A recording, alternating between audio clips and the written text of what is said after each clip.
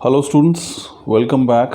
हम लोग test series को कंटिन्यू कर रहे हैं और हम 12th क्लास केमिस्ट्री का जो चैप्टर है हमारा बायोमोलिक्यूल्स, उसके कुछ इंपॉर्टेंट बोर्ड के जो है प्रीवियस बोर्ड एग्ज़ाम्स के जो है क्वेश्चन डिस्कस कर रहे हैं हम लोग। तो पिछले अब तक के हमारे जो 6 सेशन हो चुके हैं और ये 7वां वीडियो है इसका, और हम आज जो है 20th क्वेश्चन, जैसे कि आप स्क्रीन पे देख पा रहे हैं, वो डिस्कस करेंगे और उसके अलावा कुछ दूसरे क्वेश्चन भी हम लोग डिस्कस करने वाले हैं। तो चलिए चलते हैं अपने 20वें क्वेश्चन पे, और हमारा 20th क्वेश्चन है given example of zwitter ion. तो ज्विटर आयन हमारे पास जो है वो क्या होता है। देखिए स्टूडेंट्स, हमने प्रोटीन्स के अंदर ये कंसेप्ट आता है जहाँ पे हम बात करते हैं अमाइनो एसिड्स की। तो अमाइनो एसिड्स के अंदर जो दो ग्रुप वहाँ पे बेसिकली प्रेजेंट होते हैं। एक हमारे पास कार्बोक्सिलिक ग्रुप है जिसको हम COOH कहते हैं, जो कि एसिडिक होता है, और दूसरा हमारे पास अमीनो ग्रुप है, दैट इज़ NH2 ग्रुप। तो वो दोनों ही ग्रुप जो है अमाइनो एसिड्स में जुड़े होते हैं। तो कई बार क्या होता है कि हमारे पास जो COH ग्रुप है वहाँ से जो COOH का जो H है, हाइड्रोजन जो है, वो ट्रांसफ़र हो जाता है कहाँ पे, कौन से ग्रुप पे, NH2 पे। दो ग्रुप हैं, कार्बोक्सिलिक ग्रुप और अमीनो ग्रुप। तो कार्बोक्सिलिक ग्रुप यानी कि COOH का H जो है वो कहाँ पे ट्रांसफ़र होता है, अमीनो ग्रुप पे, यानी कि NH2 पे चला जाता है। अब इसकी वजह से क्या होता है, जो COO ग्रुप बच गया है उस पर नेगेटिव चार्ज आ जाता है और NH3 पे पॉजिटिव चार्ज आ जाता है। जैसे कि आप इसमें स्क्रीन में येलो जो उसमें पार्ट में दिखा रखा है, COO पे नेगेटिव चार्ज है क्योंकि यहाँ पे जो O के साथ H लगा था, यानी कि प्रोटॉन H पॉजिटिव जो है वो ट्रांसफ़र हो गया कहाँ पे, NH2 पे, और NH2 पे जब H प्लस ट्रांसफ़र हो गया तो वो बन गया NH3 प्लस। तो ये एक डाईपोलर आयन बन गया, बाईपोलर और डाईपोलर, जिसमें नेगेटिव चार्ज भी है और पॉजिटिव चार्ज भी है। तो ये जो इस प्रकार के जो आयन बनते हैं इसी को हम ज्विटर आयन कहते हैं। सो ज्विटर आयन तब बनते हैं जब अमीनो एसिड्स के कार्बोक्सिलिक ग्रुप में से एक प्रोटॉन यानी कि हाइड्रोजन जो है वो ट्रांसफ़र हो जाता है अमीनो ग्रुप की तरफ, जिसकी वजह से COOH जो है वो COO नेगेटिव बन जाता है और NH2 जो है वो NH3 पॉजिटिव बन जाता है। तो एक ही मॉलिक्यूल के अंदर पोल डेवलप हो जाते हैं, नेगेटिव पोल COO माइनस पे और पॉजिटिव पोल NH3 प्लस पर।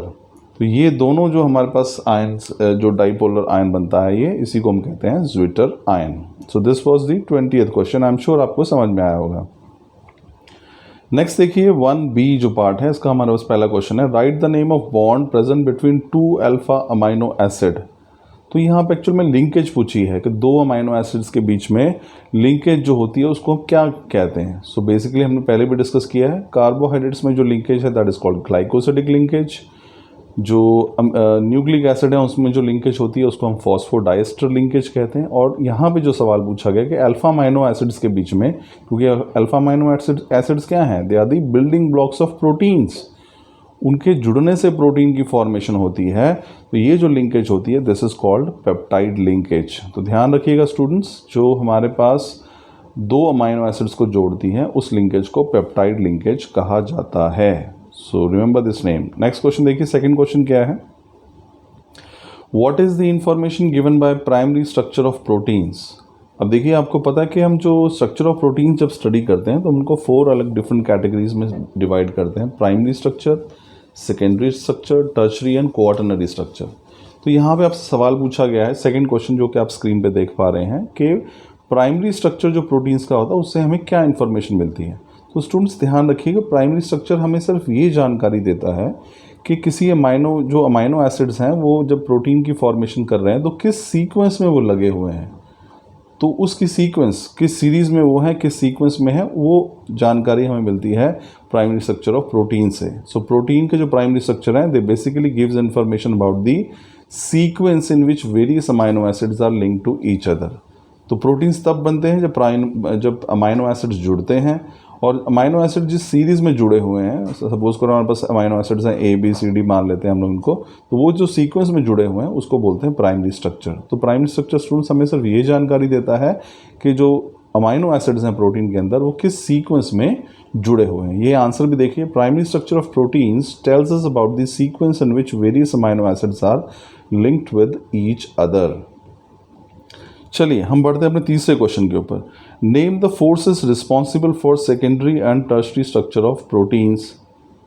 तो आप देखेंगे प्रोटीन्स की अगर हम बात करें सेकेंडरी और टर्शियरी स्ट्रक्चर की, तो वहाँ पे क्या हो जाती है, वहाँ पे जो लंबी चेन है अमाइनो एसिड्स की, उसकी कॉइलिंग हो जाती है, वो एक दूसरे के ऊपर लिपट जाते हैं, या फिर वो थ्रेड लाइक एक हमारे पास एक रेगुलर फैशन में एक धागों की तरह जो है वो एक सीरीज़ में अरेंज हो जाते हैं, या फिर वो एक हेलिकल स्ट्रक्चर बना लेते हैं, या फिर वो एक प्लीटेड स्ट्रक्चर बना लेते हैं। तो वो स्ट्रक्चर तब स्टेबल होते हैं जब उनके अंदर कोई फोर्स काम कर रही होती है। तो अलग अलग अमाइनो एसिड जो हैं वो किन किन फोर्सेस से उस जुड़े होते हैं और कौन सी लिंकेज होती है जो उनको स्टेबल बनाती है, यही सवाल पूछा गया है। तो क्वेश्चन देखिए, name the forces responsible for secondary and tertiary structure. तो आप देखिए, the forces which are responsible for tertiary structure of proteins are hydrogen bonds, disulphide linkage, van der Waals and electrostatic forces of attraction.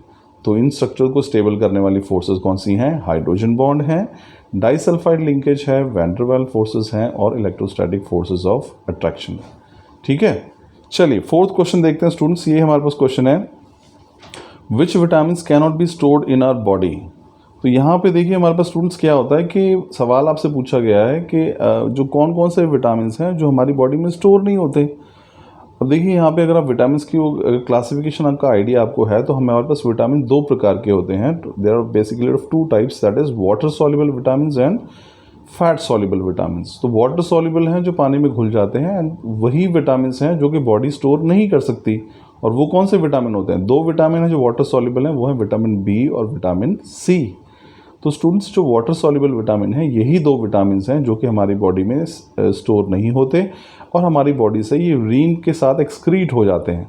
That's why it is necessary कि आप in vitamin को अपनी diet में ज़रूर include करें, क्योंकि ये body में स्टोर नहीं होते और हमारी बॉडी को उनकी रेगुलर जो है रिक्वायरमेंट रहती है।